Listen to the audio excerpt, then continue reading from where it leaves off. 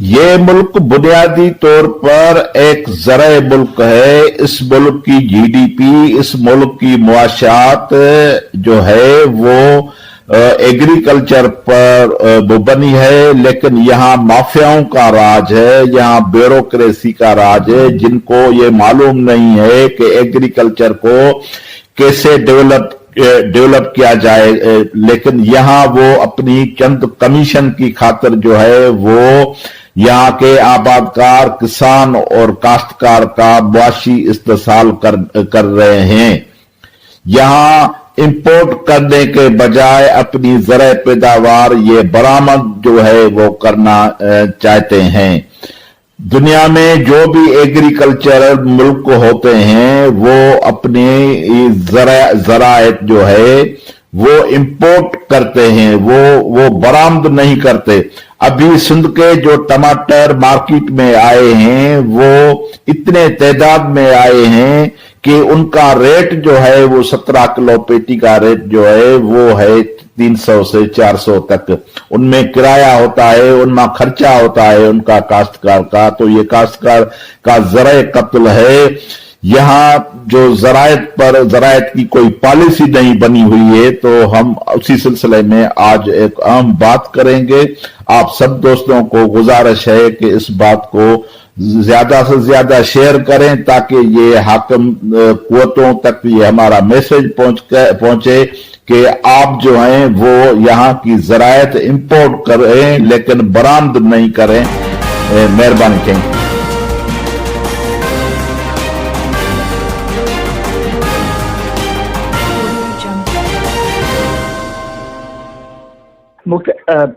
बड़ी मेहरबानी मुख्तार साहब, आपकी थैंक यू वेरी मच। पहली तो बात ये है कि ये हमारी टमाटर जो बदीन का टमाटर है वो तकरीबन काफी मुल्कों में जाता है यहाँ से, और काफी फेमस है यहाँ का टोमेटो। अभी क्या हुआ है कि थोड़ी हमें लेट सीजन हो गई क्योंकि बारिशें बहुत चली थी, पूरी 1 माह 1.5 माह तो बारिशें ही चल रही थी। इसकी वजह से थोड़ा टमाटो हमारा लेट हो गया। उसकी वजह से इन लोगों ने कोई ईरान से मंगवाया। जब टमाटर हमारा चल चुका है मार्केट में, तो उसके बाद इनका बाहर से मंगवाना हमें तो समझ में नहीं आ रही बात। हम तो खुद कह रहे हैं कि इतना हमारे पास ज्यादा है, वाफर मिकदार में है, कि आप इसको बाहर भेजो, अफगानिस्तान भेजो, किसी और मुल्क जो भी पड़ोसी आप समझते हो जिसके साथ आपकी लेन देन है, ईरान वगैरह जो भी हैं, उनको भेजना चाहिए। एक तो वो भेज नहीं रहे हैं, ऊपर से उनका बंद नहीं कर रहे हैं। कोई फखर इमाम साहब है, हमारी उनसे बातचीत भी हुई है 2-3 मरतबा। गफरान साहब सेक्रेटरी हैं वहाँ, मेमन साहब, उनसे भी हमारी बातचीत हुई है। वो कह रहे हैं कि अभी इंडेंट हमने जारी नहीं किया, वो सिमगलिंग करके आ रहे हैं। भाई सिमगलिंग करके आ रहे हैं, ये तो बात ही समझ में नहीं आ रही है कि सिमगलर कैसे आ रहे हैं, आपकी इंडेंट जारी है। चलो हमारी 4-5 डिमांड्स हैं। हमारी ये है कि एक तो हमारा निकल चुका है टमाटर, तो अब बाहर भेजो। दूसरी हमारी ये है कि आप इसका कोई रेट तो मुकर्रर करो ना, फायदे वाला नहीं, नुकसान नहीं, लेकिन इन जिन्सों का कोई रेट ही बाजार में नहीं होता है। जैसे एक चावल का होता है, गंदम का होता है, गन्ने का एक चीज सरकार एक अपना रेट मुकर्रर करती है। इन चीजों का कोई रेट ही नहीं है, यानी 5 रुपए में मिल जाए, 2 रुपए मिल जाए, ऐसे ही जमींदार कपड़ा उठा के चला जाए अपने घर। तो हम कह रहे हैं कि एक रेट तो मुकर्रर करो ना। बिल्कुल सही बात है खलील साहब। ये पाकिस्तान बुनियादी तौर पर ज़राए मुल्क है, लेकिन यहाँ कोई भी ज़राए पॉलिसी नहीं बनी हुई है, ज़राए पॉलिसी पर अमल नहीं हो रही है। यहाँ अगर एग्रीकल्चर पॉलिसी नहीं बनी और उस पर अमल नहीं होगी तो फिर ये कैसे मुल्क डेवलप होगा, इनकी इकोनॉमी कैसे बेहतर होगी? हमें बात तो समझ में नहीं आ रही है। ये मुख्तार भाई, बात तो ये सीधी है ना, हमारी सिंध तो पूरी की पूरी एक लपेट में आई हुई है, और हमारी सबसे ज्यादा जो हम ब्लेम दे रहे हैं वो दे रहे हैं हम सिंध हुकूमत को, कि वो आखिरकार क्या कर रही है, मतलब इस मसले पे क्यों स्टैंड नहीं ले रही है। तो खलील साहब, सिंध गवर्नमेंट के एक तर्जमान का कोई बयान आया था कि ये इंपोर्ट और एक्सपोर्ट की जो बात हो रही है ये हमारे बस पे नहीं है, ये फेडरल गवर्नमेंट का काम है। तो आप कह रहे हैं कि ये सिंध गवर्नमेंट जो है, हाँ हम इस बात से आपसे सहमत हैं कि सिंध गवर्नमेंट स्टैंड नहीं ले रही है। बात वो जब स्टैंड होता है कि भाई हमारे सिंध का टमाटर अब मार्केट में आया है तो आप क्यों बाहर से मंगवाना चाहते हैं, तो ये फेल्योर है सिंध गवर्नमेंट का।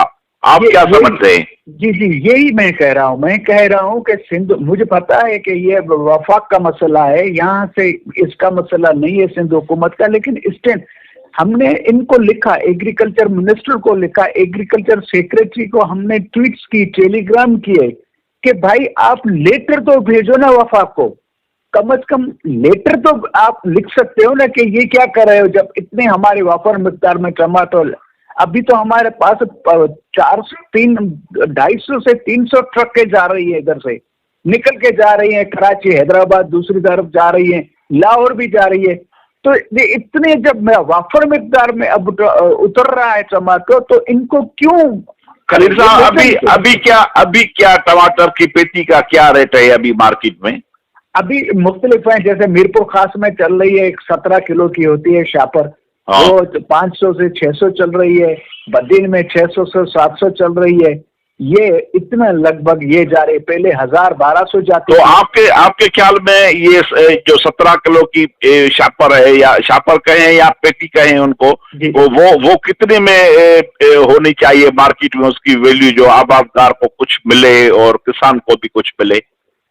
अब वो 800 से ऊपर जाएगी तो कुछ न कुछ काश्तकारों को, किसानों को, जमींदारों को मिल सकता है। अगर 800 से नीचे गई तो बहुत ही नुकसान हो जाएगा उन लोगों का। 1 लाख से 1.5 लाख वो खर्च करते हैं पर एकड़। अच्छा, वो जो टमाटर पे खर्च होता है वो 1 लाख से 1.5 लाख का खर्चा होता है पर एकड़ मानो दो जरेब पर। जी जी जी जी जी जी।